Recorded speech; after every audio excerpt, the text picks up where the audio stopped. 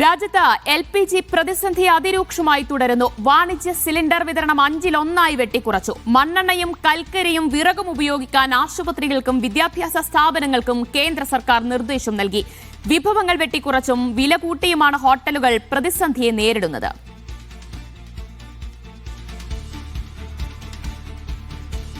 കൊച്ചിയിൽ നിന്ന് ഗോപിക അരവിന്ദാണ് വിവരങ്ങൾ നൽകാനായി ചേരുന്നത്. ഗോപിക, സംസ്ഥാനത്ത് LPG സിലിണ്ടർ ക്ഷാമം ഓരോ ദിവസം കഴിയുമ്പോഴും എത്രത്തോളം രൂക്ഷമായിക്കൊണ്ടിരിക്കുകയാണ്? ചില നിയന്ത്രണങ്ങൾ കേന്ദ്ര സർക്കാർ കഴിഞ്ഞ ദിവസം കടുപ്പിക്കുകയും ചെയ്തിരുന്നു. ഗ്രാമീണ മേഖലകളിലൊക്കെ ഈ ബുക്കിംഗ് സമയം കൂട്ടിയിട്ടുണ്ട്, അത് 45 ദിവസമൊക്കെ ആക്കിയിട്ടുണ്ട്. അപ്പോൾ ആളുകൾക്കിടയിൽ വലിയ ഒരു ആശങ്കയുണ്ട്. അപ്പോൾ കിട്ടില്ലേ എന്നറിഞ്ഞ് എല്ലാവരും ബുക്ക് ചെയ്യുന്ന ഒരു സാഹചര്യം കൂടിയുണ്ട്. എത്രത്തോളം പ്രതിസന്ധി രൂക്ഷമാണ്? എന്താണ് ഹോട്ടലുകളുടെയൊക്കെ ഒരു അവസ്ഥ കൊച്ചിയിൽ?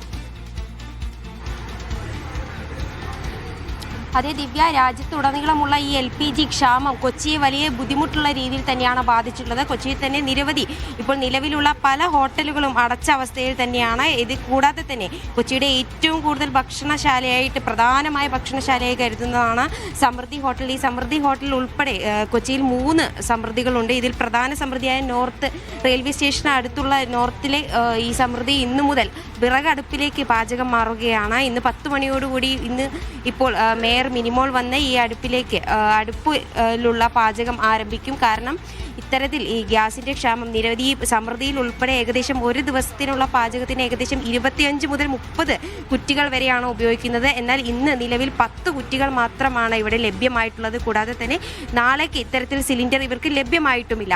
അപ്പോൾ അത്തരത്തിലൊരു ഘട്ടത്തിലാണ് സമൃദ്ധിയിൽ ഇത്തരത്തിൽ സാധാരണക്കാരെല്ലാവരും ആശ്രയിക്കുന്ന ഒരു പാചക കേന്ദ്രമാണ്, അല്ലെങ്കിൽ ഭക്ഷണശാലയാണ് സമൃദ്ധി എന്ന് പറയുന്നത്. അപ്പോൾ സമൃദ്ധി ജനങ്ങൾക്ക് ഒരു ബുദ്ധിമുട്ടുണ്ടാക്കാത്ത വിധത്തിൽ വിറകടുപ്പിലേക്ക് മാറ്റുന്ന ഒരു പരീക്ഷണത്തിലേക്കാണ് ഇപ്പോൾ കടന്നിട്ടുള്ളത്. ഇവർക്ക് ഏകദേശം ഇന്ന് നിലവിൽ തൃശ്ശൂരിൽ നിന്നാണ് ഇവർക്ക് വിറക് എത്തിച്ചിട്ടുള്ളത്. തൃശ്ശൂർ കൊരട്ടിയിൽ നിന്നുമാണ് ഇവർക്ക് ഇന്ന് ആവശ്യത്തിനുള്ള വിറക് എത്തിച്ചിട്ടുള്ളത്. ഇത് എത്ര കണ്ട് ഓരോ ദിവസവും ഇവർക്ക് വേണം എന്നുള്ളതിൽ നിലവിൽ വ്യക്തതയൊന്നും വന്നിട്ടില്ല.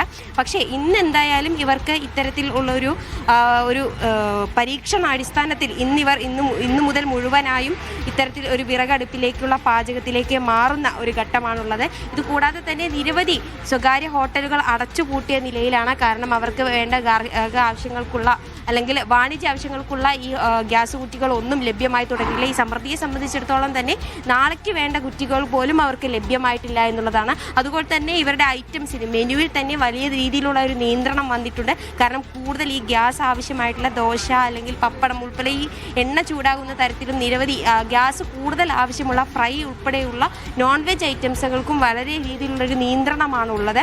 എന്തായാലും ഈ സാധാരണക്കാരെ സംബന്ധിച്ചിടത്തോളം ഒരു ആശ്വാസമാണ് സമൃദ്ധി ഇത്തരത്തിലൊരു ബദൽ മാർഗം സ്വീകരിക്കുന്നത്. അതായത് കൊച്ചിയിൽ തന്നെ ഇത്തരത്തിൽ 3 സമൃദ്ധികളാണുള്ളത്. ഒന്ന് ഈ നോർത്ത് റെയിൽവേ സ്റ്റേഷൻ അടുത്തുള്ളത്, അതുപോലെ തന്നെ ഒന്ന് ഫോർട്ട് കൊച്ചിയിലും, പിന്നെ ഒന്ന് GCDAയുടെ കോമ്പൗണ്ടിലുള്ള ഇത്തരത്തിൽ ഈ കടവന്ത്രയിലും ഉള്ള 3 സമൃദ്ധികൾ. ഇതിൽ ഒരു കാര്യം, അവിടെ വാണിജ്യ സിലിണ്ടറുകൾ കിട്ടാത്തതുകൊണ്ടാണല്ലോ ഈ ഹോട്ടലുകളൊക്കെ ഈ വിറകടുപ്പിലേക്ക് മാറുന്നത്. ഈ ഗാർഹിക സിലിണ്ടറുകളുടെ ഒരു വിതരണം സാധാരണ രീതിയിൽ നടക്കുന്നുണ്ടോ കൊച്ചിയിൽ?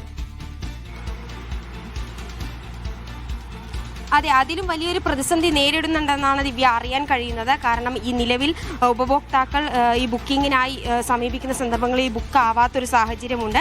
നിലവിൽ ഈ ഏജൻസികളെ ഇവർ നേരിട്ട് വിളിച്ച് ഉപഭോക്താക്കൾ വിളിച്ചു ചോദിക്കുന്ന ഒരു സന്ദർഭത്തിൽ ഇത് ലഭ്യമാകുന്നില്ല. ബുക്കിങ്ങിന് പ്രതിസന്ധി ഉണ്ടെന്നും കൂടാതെ തന്നെ വേണമെങ്കിൽ നിങ്ങൾ കാലിക്കുറ്റിയായി ഏജൻസികളിൽ വന്നോളൂ, അപ്പോൾ നിങ്ങൾക്ക് ഉണ്ടെങ്കിൽ നൽകാം എന്നുള്ള രീതിയിലാണ്. അതുപോലെ ഈ വാണിജ്യ സിലിണ്ടർ ഉൾപ്പെടെ ഗാർഹിക സിലിണ്ടറിനും ഇത്തരത്തിലൊരു ക്ഷാമം രൂക്ഷമായി വരുന്നൊരു സാഹചര്യമാണുള്ളത് ദിവ്യ.